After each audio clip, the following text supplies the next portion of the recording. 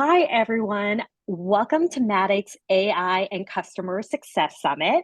You are currently watching Choosing the Right Approach to AI. We're going to give everyone just a couple more seconds to just join the webinar before we go ahead and get started. But very excited for this session.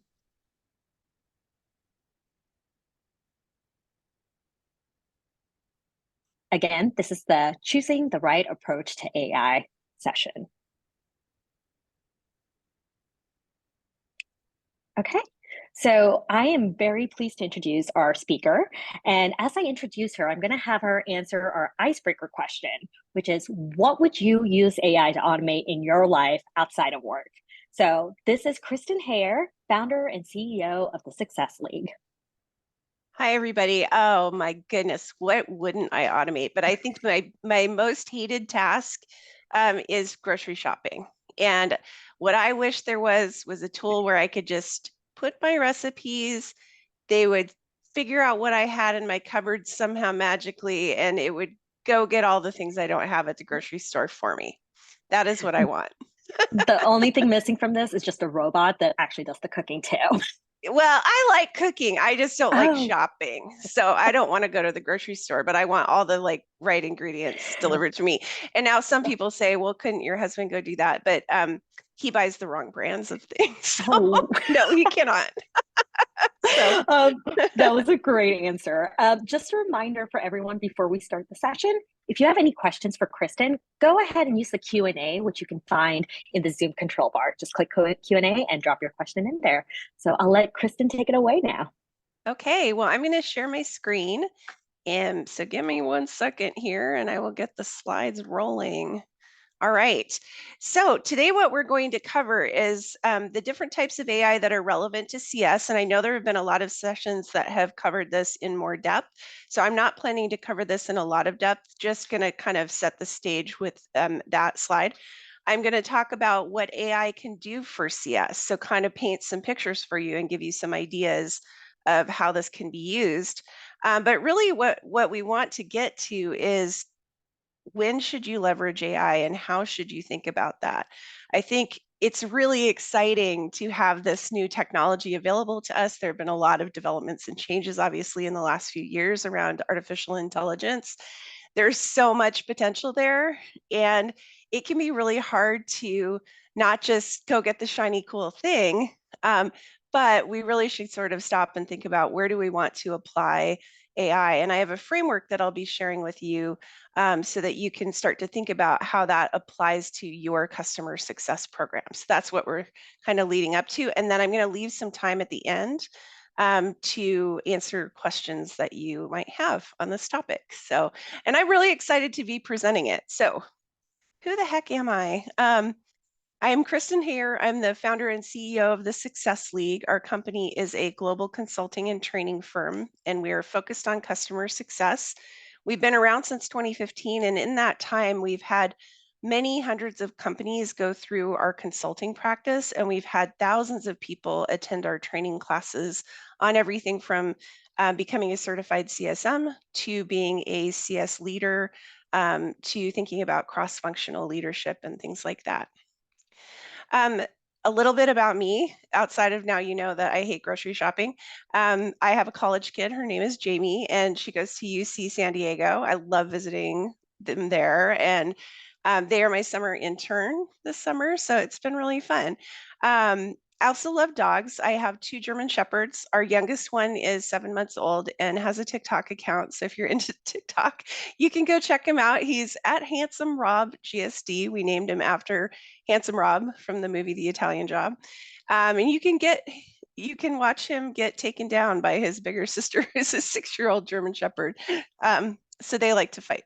And then lastly, I really love CS. This is a field that I have focused on for the last, probably 15 years of my career, but very intensely since I founded the company over the past 8 years. And so feel free to connect with me on LinkedIn. My company is better at using LinkedIn than I am. So you should also connect with the Success League if you want articles and info about our field. And I'd love to connect with any of you. So let's start with, what what types of AI are relevant to CS? We've all been hearing a lot about generative AI lately. This is AI that creates new content from a massive pool of data inputs and spits out things like writing or videos or images. Um, in our field, that's really things like chatbots, which have been getting increasingly more and more human-like in terms of how they respond to the people that are engaging with them. So that's kind of an example in our field of generative AI.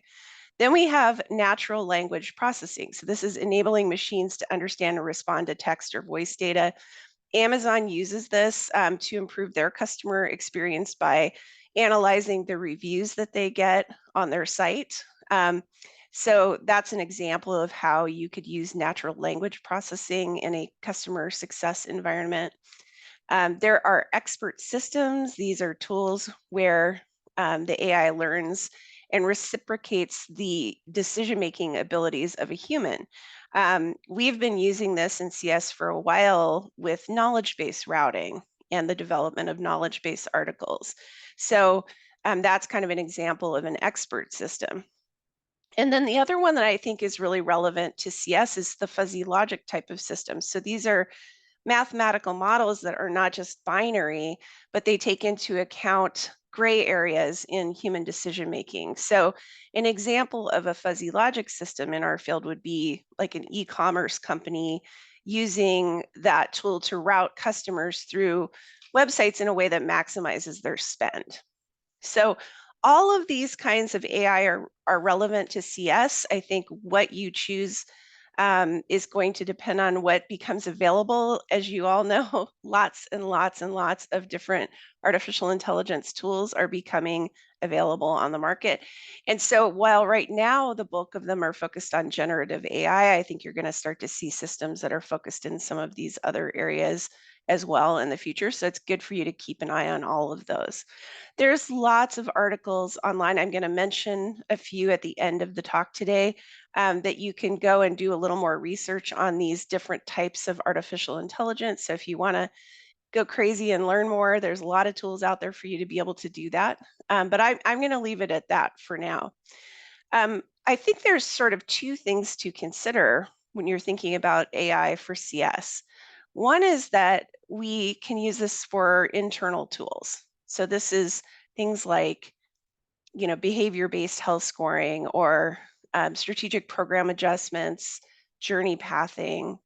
But this can also be for external tools, so email writing, slide deck design, and I just want to kind of paint a picture for you of a couple of ways that this can really play into a typical customer success program. So imagine if you had a health score that utilized data not just from a small set of factors that you plugged into the tool that you're using, but across a wide range of factors, including customer behavior factors.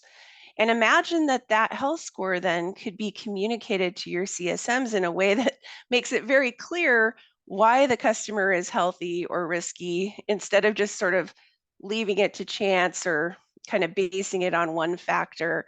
But in natural language, explained what was going on with that customer to the CSM.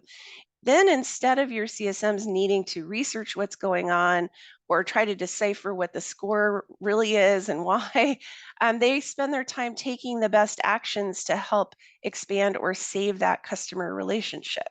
So it's a much better use of their time. Another example is imagine that you didn't need to spend half your day pulling together a deck for a business review.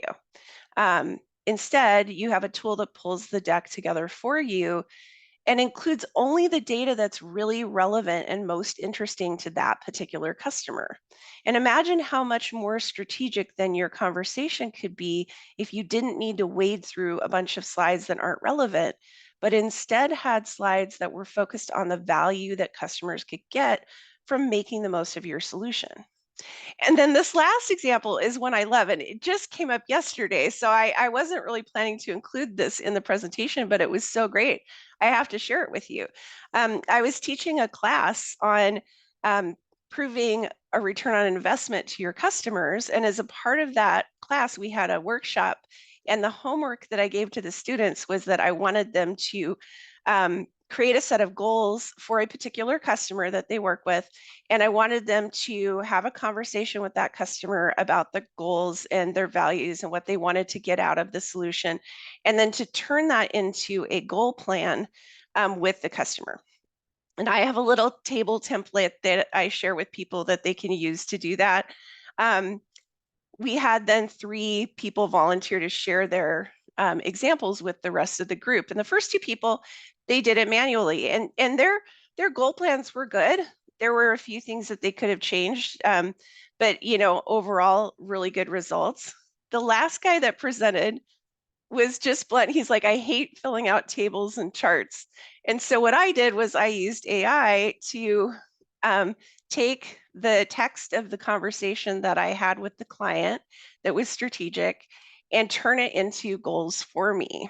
And he fed my example and form into his AI tool, and it spit out a 5-point goal plan for him that he had to make a couple minor tweaks to, but overall, it was fantastic and much closer to what I was looking for from the group than anybody else's. And he didn't have to spend the time filling out the form. He got to spend his time having this strategic conversation with the client. And it's one of the most creative uses of AI I've seen recently.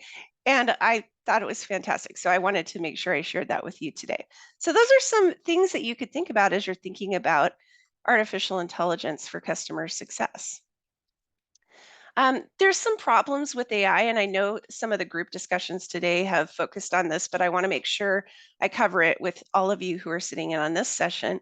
Accuracy is a big deal, and garbage in, garbage out. So the quality and quantity of the data that's driving your tool has a big impact on its accuracy.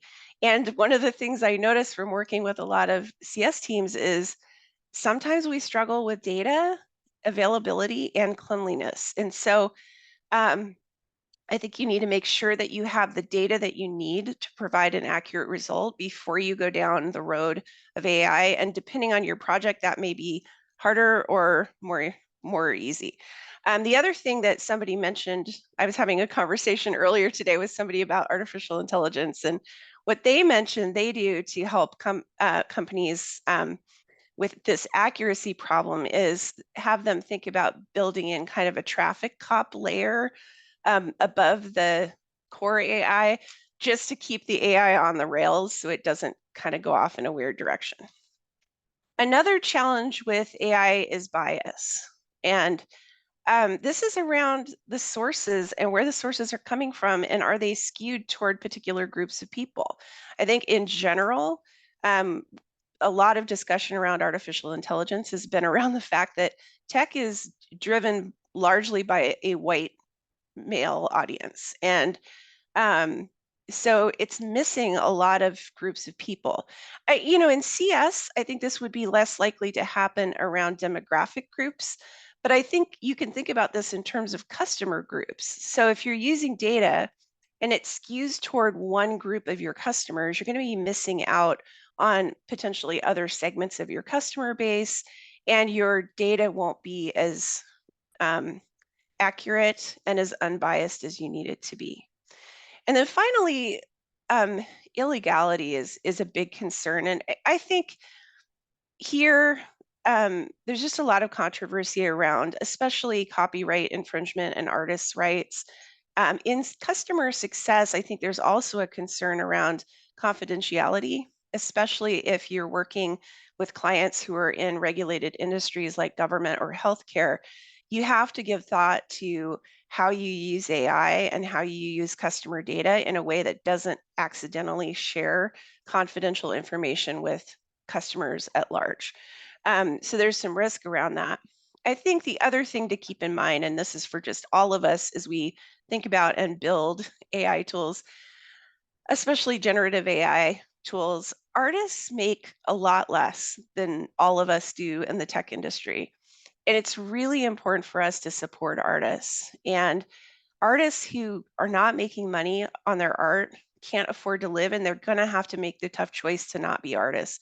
And I think that lets our whole society down. And so it's something that we, probably don't have to deal with as much in customer success, but I think it's something we should all have in mind as we think about AI. Um, with that, I want to go to the model about how to think about where to leverage AI inside of your organization. Um, so I think you want to think about cost. I think you want to, in there, if you're thinking about something that you can't afford to spend a lot on, you may already have tools that have some component or level of artificial intelligence built in. A lot of BI tools, have some things built in. Some of the CS platforms have things built in. So just consider what you have if you don't have money to spend. If you're trying to tackle something where you need your solution to be predictive, there's going to be probably a medium cost associated with that. So those would be things like industry specific tools like Matic.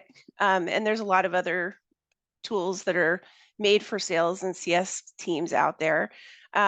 But those tools are going to have kind of a more medium price point, and are probably going to be sufficient for trying to predict or trying to produce content that isn't trying to solve major problems. When you move to being prescriptive, so asking a system or having a project where you need the system to tell you, what should I do next? Then the cost is probably going to be pretty high because there's going to be significant customization that you need to do. You're going to need to make sure your input is really high quality, and there's cost to that. So, as you think down this chart from descriptive, so, a tool that tells you what happened in the past, that's going to be lower cost. And as you move up the scale to prescriptive, the cost is going to get increasingly higher and higher. So keep that in mind. And then you need to decide, is what I'm trying to do worth the cost? I think you also want to consider what are you trying to ask this tool to do? What is the role of AI in this project? Do you want something that helps you to understand what's going on, or do you want something to support a decision that you're making? Or do you want something that tells you what to do? And so you can kind of think about that spectrum as well.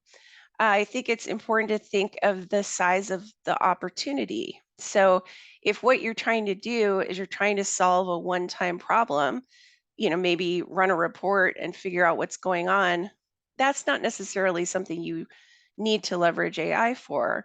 Whereas if you're trying to increase revenue or save money across a broad swath of your customer base, and maybe even on a repeated basis, that's something that it may be worth spending the money on because there's a large opportunity there.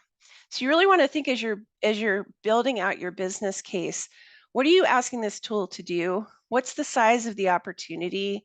And what is the cost? I've got some examples. These slides are going to be available later. I want to leave enough time for Q&A here, but AI is really exciting, and it can be tempting to want to apply it to everything because it's really cool and shiny right now.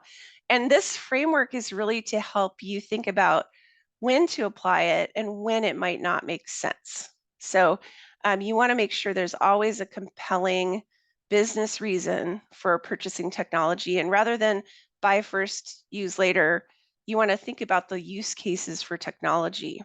And this is a tool to help you think through that process. I want to note before we go to questions that there are some articles available here.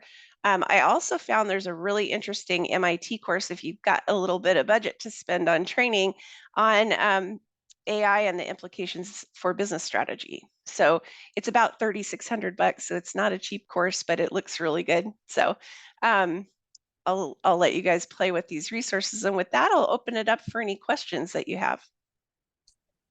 Thanks so much, Kristen. So we do have a couple questions. Okay. How do I get buy-in cross-functionally on using AI, especially when a lot of its impact has not yet been seen or is hypothetical? So I think this comes back to like thinking about your business case, right? I think you have to sort of put some estimates down, and it can be scary to do that if you've never done that before. But you can use some of your past data to estimate, how your use of AI will impact things in the future. I do think you want to think about, depending on what it is you want to do. So let's say you want to try to identify some areas where you could potentially grow customers. So you want to do some expansion work. Um, you can use AI to figure out who's ready for expansion, and that would save your team time, which has a cost savings benefit to it. You could also estimate how much money you think that could generate for you, and you want to be somewhat conservative, probably, if you've never used it before. But you can kind of estimate how much money could come in. So you've got money being saved and money being generated. You want to think about both of those things. Then I think you want to think about, and this is a great way to get leadership and your peers bought in on this. Try a test. You don't have to run this across every customer you have, which can be risky depending on what it is you're trying to do. You can test it on smaller groups. And most of the organizations that are, you know, bringing tools into the artificial intelligence space right now are fairly new themselves and are probably going to be willing to do a pilot with you so that you have the opportunity to test it out for part of your customer base. And I think if you can pitch that, that softens the cost of whatever solution it is you're using. It softens the risk, and it makes it much more likely that your leadership or your peers will see the balance between the potential benefit to the organization and the cost. What part of the customer journey do you see AI having the most impact on? Oh gosh, it could have there's so many ideas I have for this. I think it could benefit all of the parts of the customer journey. I think where I see it having the most benefit to people, and by people I mean both the customers and the internal CSM folks, is in higher touch programs. I think we often think about artificial intelligence as something that you want to apply to your digital program or to your long tail customers or whatever. But I think that the the savings from focusing CS professionals on strategic work um, allows those professionals to serve more customers, which is a cost savings for the company.